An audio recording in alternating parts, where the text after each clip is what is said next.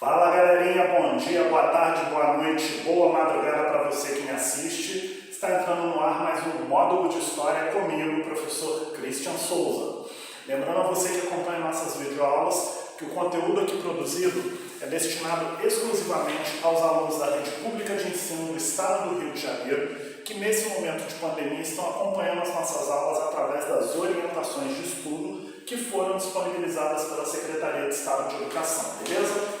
Bom, na aula de hoje a gente vai conversar um pouquinho a respeito das diferenças entre os diversos modelos de trabalho que ocorreram no período da Antiguidade e também fazer uma analogia com o modelo de escravidão moderna que existiu aqui no nosso território brasileiro durante o período colonial e imperial. Então, primeiro de tudo, a gente vai o quê? Diferenciar essas formas de trabalho, conforme eu coloquei aqui no quadro, e vou explicar uma por uma delas para vocês, a começar a partir do escravo antigo, ou seja, o modelo de escravidão que existiu no período lá da Antiguidade, Grécia Antiga, Roma Antiga, ou seja, aquele modelo de escravidão, ele é completamente diferente do modelo de escravidão moderno que ocorreu aqui no Brasil. E eu vou explicar por quê. No caso da escravidão na Antiguidade, esse indivíduo ele se tornava escravo por duas questões. Primeiro, ou ele era um prisioneiro de guerra. Como assim, Christian, um prisioneiro de guerra?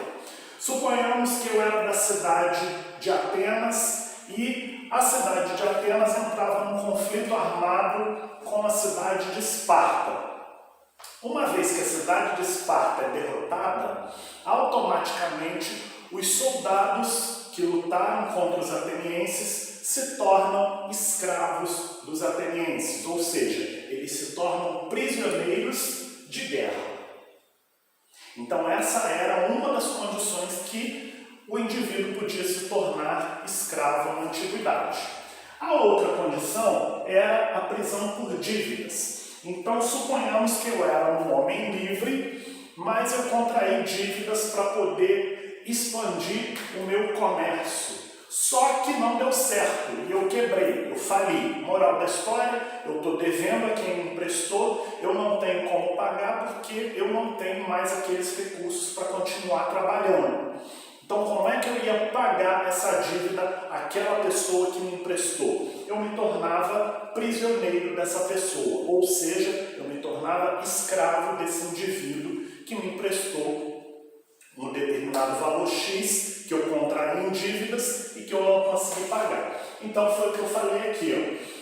Essas pessoas não tinham direitos, sejam escravos de guerra ou escravos por dívidas.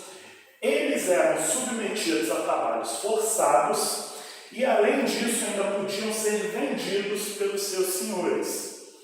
Então, aquela pessoa a qual eu contraí dívida e eu não consegui pagar, eu me tornei um escravo daquele indivíduo. Uma vez que eu estou na condição de escravo daquele indivíduo, ele tem direito de me vender a terceiros, certo? Isso lá na escravidão da antiguidade. Beleza. Além desse modelo de trabalho, a gente vai ter também a servidão, né? O servo. O servo ele é um pouco diferente da condição de escravo, mas é como ele está falando aqui. A servidão ela vai estabelecer o quê? Uma condição de dependência em relação ao seu senhor. Não eram considerados propriedade como os escravos. Ou seja, eles não podiam ser vendidos, eles não podiam ser submetidos a trabalhos forçados.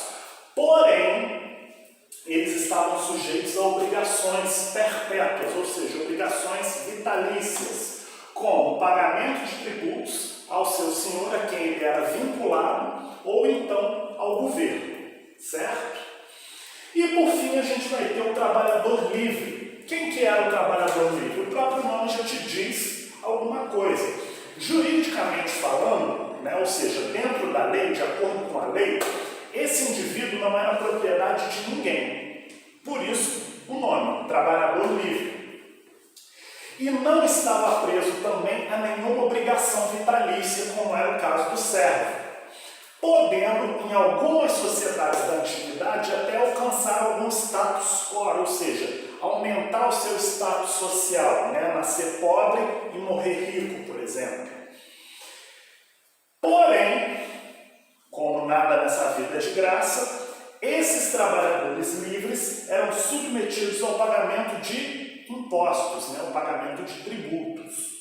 Todos esses três modelos que eu falei aqui são modelos que ocorreram lá no período da Antiguidade. Só para a gente lembrar aqui, puxando a linha do tempo para vocês lembrarem, o período da Antiguidade ele começa no ano 4000 a.C., assim que o ser humano desenvolve a escrita, e vai até o ano de 476 depois de Cristo, quando o Império Romano então é invadido por povos bárbaros, certo? Então todo esse período que compreende de 4000 a.C. até 476 depois de Cristo é denominado de Antiguidade ou de Idade Antiga. E esses três modelos de trabalho que eu falei aqui ocorreram nesse período, certo? Já o modelo da escravidão moderna, que existiu aqui no Brasil, ele começa a ser explorado no final da Idade Média, lá no finalzinho de 1453. E o que vai acontecer? Ele vai ser explorado maciçamente no período moderno, né? Na Idade Moderna. E a principal fonte de trabalho desses indivíduos vai surgir aonde? Na África. Ou seja, esses indivíduos vão ser capturados no território africano e vão ser enviados para diversas partes do mundo, principalmente aqui na América, mas na Europa também, aonde lá eles vão ser vendidos como escravos.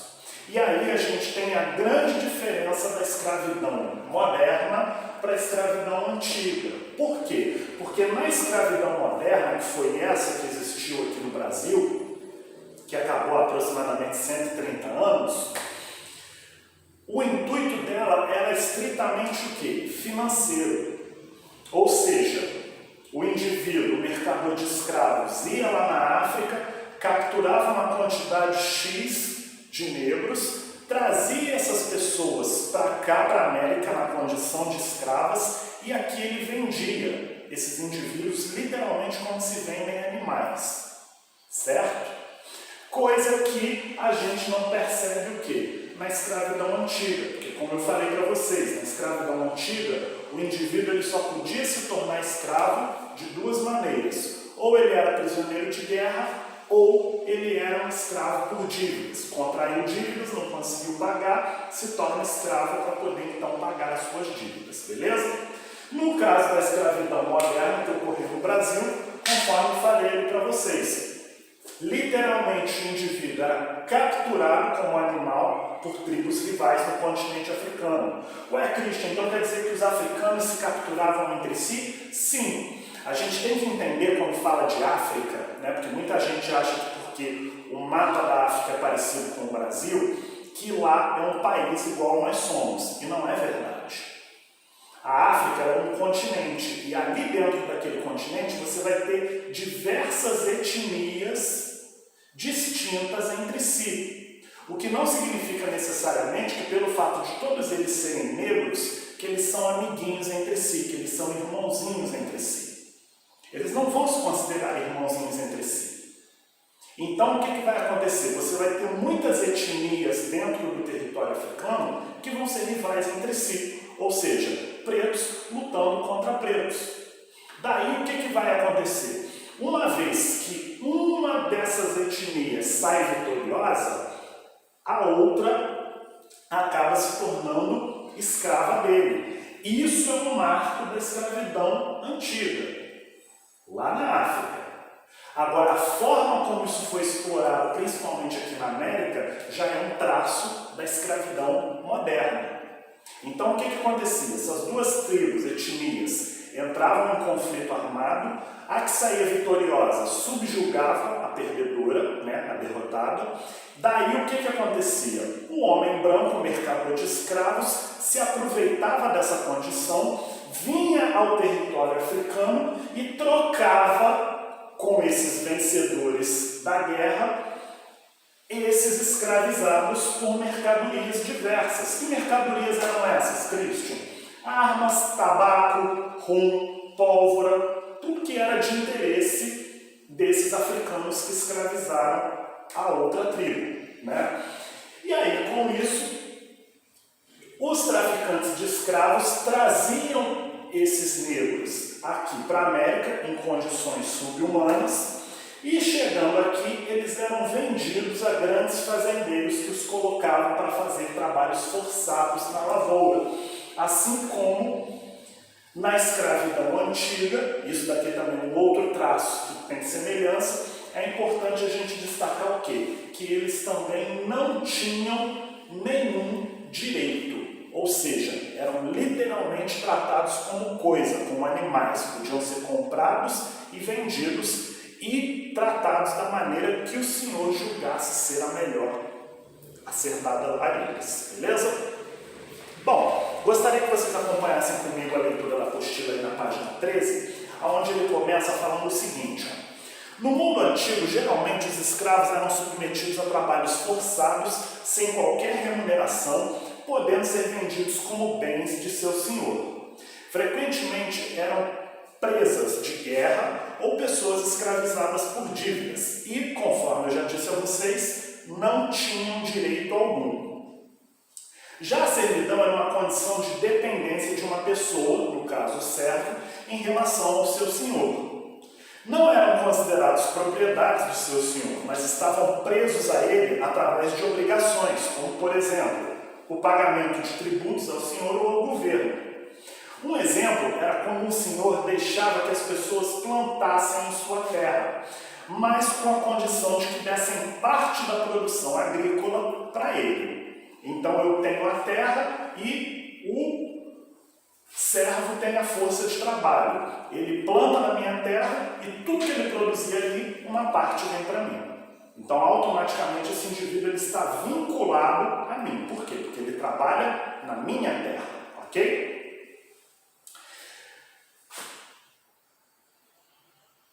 Um exemplo era quando o Senhor deixava então que as pessoas plantassem suas terras, mas com a condição de que dessem parte da produção agrícola para ele. Já o trabalhador livre não era uma pessoa considerada juridicamente propriedade de outra ou presa por obrigações a algum senhor. Geralmente eram, por exemplo, pequenos proprietários rurais, artesãos, pequenos comerciantes, etc. Em algumas sociedades existia até a possibilidade de ascensão social para esses trabalhadores livres. Frequentemente eles eram submetidos ao quê? A altos tributos, ou seja, ao que eu falei, ao pagamento de impostos. Em Atenas, até as reformas ocorridas no século VI a.C., os escravizados eram pessoas empobrecidas que não conseguiam quitar suas dívidas. Depois que essa prática foi proibida, os escravizados passaram a ser estrangeiros capturados em guerras de conquista, ou seja, uma civilização entrava em confronto com a outra, aquela que saía derrotada se tornava escrava daqueles que eram vitoriosos, ok? Em Roma, e em praticamente todo o mundo antigo, o critério para a escravização de uma pessoa não era a cor ou a etnia, como ocorria aqui na escravidão moderna no Brasil. Tá? Christian, então quer dizer que podia nessa época existir escravos brancos? Sim, porque como eu falei para vocês e como a apostila está dizendo, no caso aqui, a cor da pele e a etnia não importavam. Eram o quê? Geralmente prisioneiros de guerra. Perderam uma determinada batalha, automaticamente eles se tornariam escravos, ok? Como a escravidão era imposta aos estrangeiros capturados em guerra, os escravizados poderiam vir da Europa, África ou Ásia. Embora tenha existido escravos na Europa durante a Idade Média, nesse período predominou uma outra forma de trabalho compulsório lá no território europeu, que foi o trabalho servil. Conforme eu falei, esse trabalho é algo similar a esse trabalho da servidão, esse modelo de servidão que já existia na antiguidade, ok? Em geral, geral, o servo medieval estava preso à terra para o resto da vida e arcava com todo o trabalho na propriedade senhorial e estava sujeito ao pagamento de vários impostos. Ele estava sob a autoridade do senhor, a quem devia obediência e lealdade. Diferente da escravidão antiga e da escravidão moderna, os servos da Europa medieval não eram propriedades do senhor. Eles não podiam, por exemplo, ser vendidos. Tinham direito a uma parte da terra do senhorio e, segundo a justiça, sua condição não era de objeto ou de mero instrumento de trabalho. Assim como acontecia com os escravos, os servos não estavam submetidos às mesmas condições de trabalho. Os servos dos domínios trabalhavam todo o tempo nos campos do senhor, e não só nos dias destinados à corvéia. Já os camponeses muito pobres, chamados de fronteiriços, tinham apenas pequenos pedaços de terra nas proximidades da aldeia. Em uma condição mais precária, viviam os aldeões, que trabalhavam por contrato para os senhores em troca de comida. A escravidão, pouco praticada na Europa medieval, dominará a cena das terras ligadas pelo Oceano Atlântico a partir das viagens marítimas portuguesas. Então, o que ele está querendo dizer aqui? Que na Europa medieval, vamos voltar lá na linha do tempo que eu já desenhei para vocês lá nas nossas primeiras aulas. Pré-história, Idade Antiga, Idade Média, Idade Moderna, Idade Contemporânea.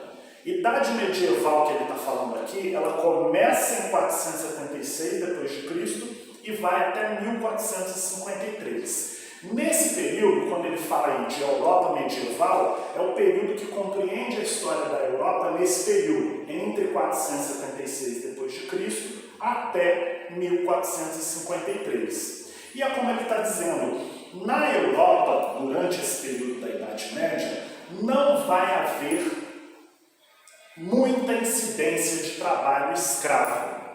Em contrapartida, você vai ter o regime de servidão como sendo lá a principal forma de trabalho. Ou seja, eu vou ter vários senhores de terras que serão chamados de senhores feudais, mais adiante a gente vai se aprofundar nesse assunto, e esses senhores feudais colocavam servos que não tinham nada além da sua força de trabalho para trabalhar em suas terras. Então o senhor feudal dava lá uma porção de terra para aquele indivíduo trabalhar, dava um alojamento para ele morar com a sua família e em troca tudo que ele produzia ali, dentro daquelas terras, uma parte iria para o dono da terra, para o dono do feudo. Então esse modelo de relação de trabalho e de servidão vai ser o modelo predominante que vai existir na Europa medieval, entre 476 e 1453, ok? Prosseguindo aí a leitura da nossa apostila.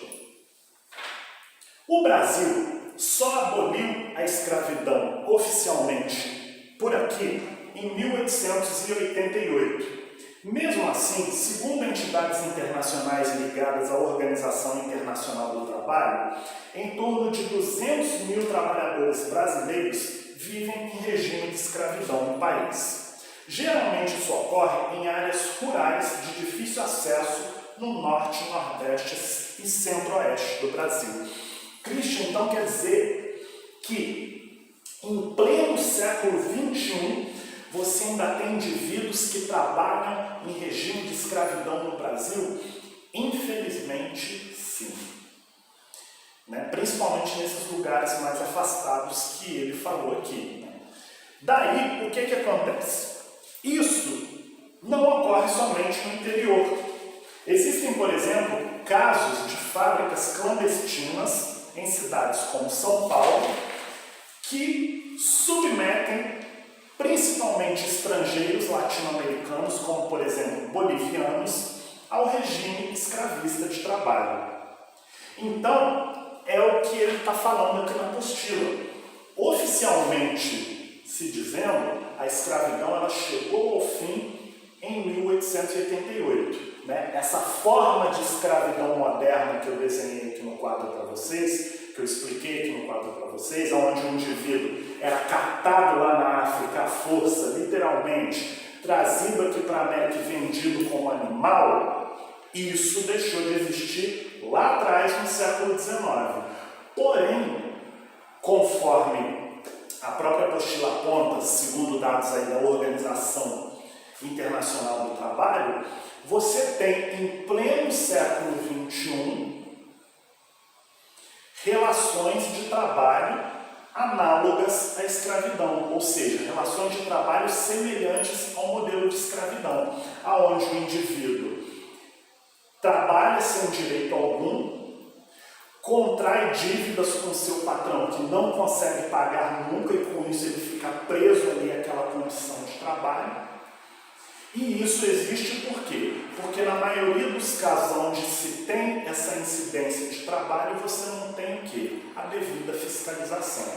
E aí, uma vez que não se tem a devida fiscalização, as pessoas acabam, principalmente esses empresários de caráter duvidoso, acabam se valendo da inocência de trabalhadores, muitas das vezes analfabetos ou semi-analfabetos, que acabam se sujeitando a esse modelo de trabalho extremamente explorador. Ok? Bom, com isso então a gente encerra o nosso conteúdo pertinente aí ao terceiro bimestre. Eu espero que vocês tenham entendido o conteúdo da matéria. Aos meus alunos que não entenderam, vocês sabem muito bem onde me encontrar. E é isso. Muito obrigado. Estamos de volta na próxima e até mais. Tchau, tchau.